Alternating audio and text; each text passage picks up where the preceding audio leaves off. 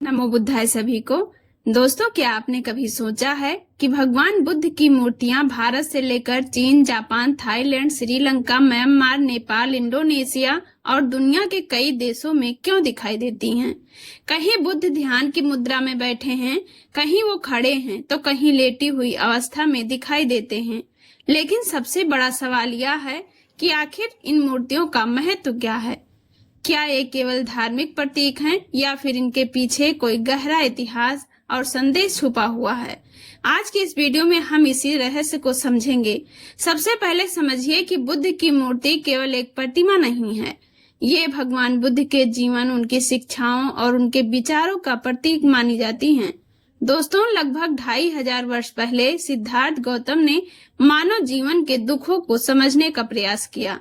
उन्होंने राजसी जीवन का त्याग किया, सत्य की खोज की और ज्ञान प्राप्त करने के बाद बुद्ध कहलाए। दोस्तों, बुद्ध ने लोगों को किसी व्यक्ति की पूजा करने से ज्यादा अपने जीवन को समझने, करुणा रखने, सही आचरण करने और अपने मन पर नियंत्रण रखने की शिक्षा दी। इसी कारण बुद्ध की मूर्ति को देखने का अर्थ केवल किसी महान व्यक्ति को देखना नहीं है, यह व्यक्ति को बुद्धि की शिक्षाओं का याद दिलाने का एक माध्यम भी है। जब सवाल आता है कि अलग अलग देशों में बुद्ध की मूर्तियां अलग क्यों दिखाई देती हैं, इसका बड़ा एक कारण है बौद्ध धर्म का अलग अलग संस्कृतियों में फैलना। जब बौद्ध धर्म भारत से दूसरे देशों तक पहुंचा, तो वहां की स्थानीय कला और संस्कृति ने बुद्ध की प्रतिमाओं को अपनी शैली में ढाल दिया। इसीलिए चीन की बुद्ध प्रतिमाएं जापान की प्रतिमाओं से अलग दिखाई देती हैं। थाईलैंड की बुद्ध प्रतिमाओं की शैली अलग है, श्रीलंका की अलग और जापान की अलग। लेकिन इन सभी के पीछे मूल संदेश लगभग एक ही है: शांति, करुणा, जागरूकता और ज्ञान। भारत की बात करें तो बुद्ध की प्रतिमा का इतिहास बहुत पुराना है। प्रारंभिक बौद्ध कला में बुद्ध को हमेशा मानव रूप में दिखाया नहीं जाता था। उनकी उपस्थिति को कई बार प्रतीकों के माध्यम से दर्शाया जाता था, जैसे धम्म चक्र, बुद्ध के पद चिन्ह, बोधि वृक्ष या खाली सिंहासन। बाद में बुद्ध की मानव रूप वाली प्रतिमाएं व्यापक रूप में बनने लगी।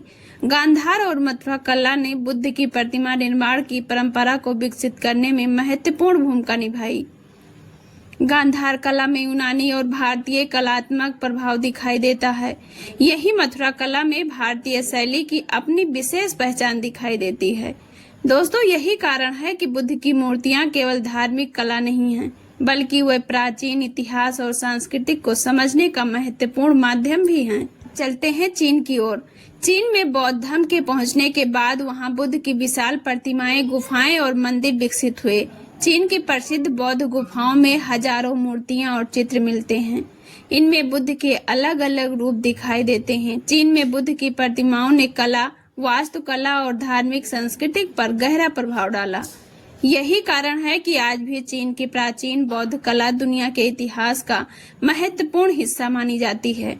अब बात करते हैं जापान की। जापान में बुद्ध की मूर्तियां अक्सर अत्यंत शांत और गंभीर भाव को दर्शाती हैं।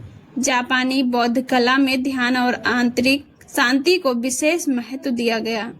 जापान की विशाल बुद्ध प्रतिमाएं आज भी लोगों को आकर्षित करती हैं। इन प्रतिमाओं को देखकर ऐसा अनुभव होता है जैसे बुद्ध हमें बाहर की दुनिया से ज्यादा अपने भीतर देखने का संदेश दे रहे हैं। थाई बौद्ध कला में बुद्ध की मूर्तियां की मुद्रा, चेहरे की शांति और शरीर की बनावट की अपनी विशेष शैली है। थाईलैंड में मंदिरों के अंदर और बाहर बड़ी संख्या में बुद्ध प्रतिमाएं दिखाई देती हैं। यहाँ बुद्ध की प्रतिमा लोगों के लिए धार्मिक आस्था के साथ साथ नैतिक जीवन की याद भी है। श्रीलंका की बात करें तो यहाँ बौद्ध धर्म का इतिहास बहुत गहरा है। श्रीलंका में बुद्ध की विशाल प्रतिमाएं और प्राचीन बौद्ध स्थल आज भी मौजूद हैं। इनमें से कई प्रतिमाएं ध्यान, शांति और करुणा का संदेश देती हैं।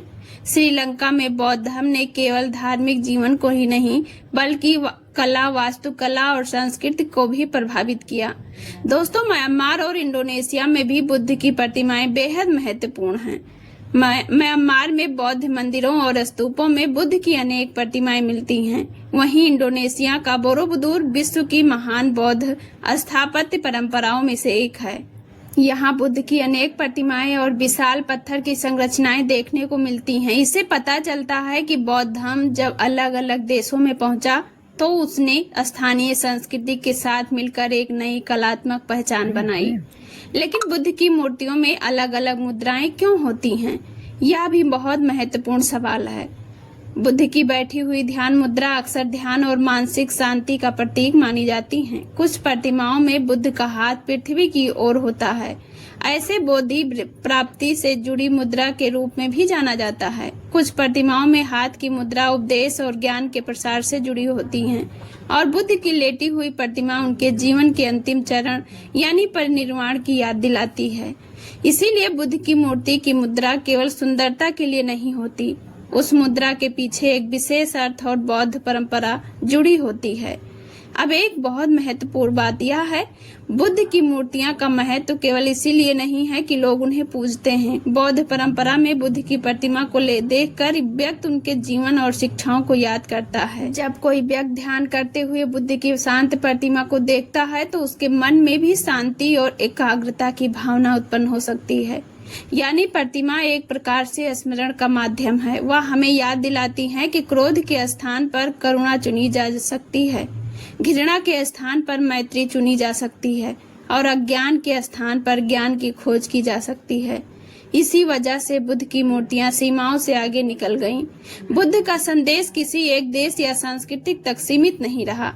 भारत में जन्मे बुद्ध के विचार एशिया के विशाल हिस्से तक पहुंचे और हर देश ने बुद्ध को शिक्षाओं को अपनी भाषा, कला और संस्कृति के माध्यम से अपनाया। यही कारण है कि अलग अलग देशों की बुद्ध प्रतिमाओं में हमें विविधता दिखाई देती है, लेकिन उनके मूल संदेश में शांति और करुणा की समान भावना दिखाई देती है। आज जब दुनिया में तनाव, हिंसा, क्रोध और मानसिक दबाव जैसी समस्याएं बढ़ रही हैं, तब बुद्ध की शांत प्रतिमा केवल इतिहास की वस्तु नहीं लगती, वह आज भी एक संदेश देती हुई दिखाई देती है कि सच्ची शांति बाहर की दुनिया बदलने से पहले अपने मन को समझने से शुरू होती है।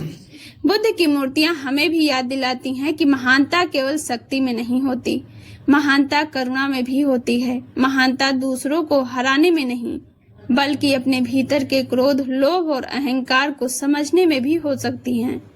तो अगली बार जब आप किसी देश में बुद्ध की विशाल प्रतिमा देखें तो केवल उसकी ऊंचाई या सुंदरता मत देखिए, उसके पीछे छिपे इतिहास को देखिए, उसकी मुद्रा को समझिए, उसके चेहरे की शांति को महसूस कीजिए और सबसे महत्वपूर्ण उस संदेश को समझने की कोशिश कीजिए जो हजारों वर्षों से लोगों को प्रभावित करता आया।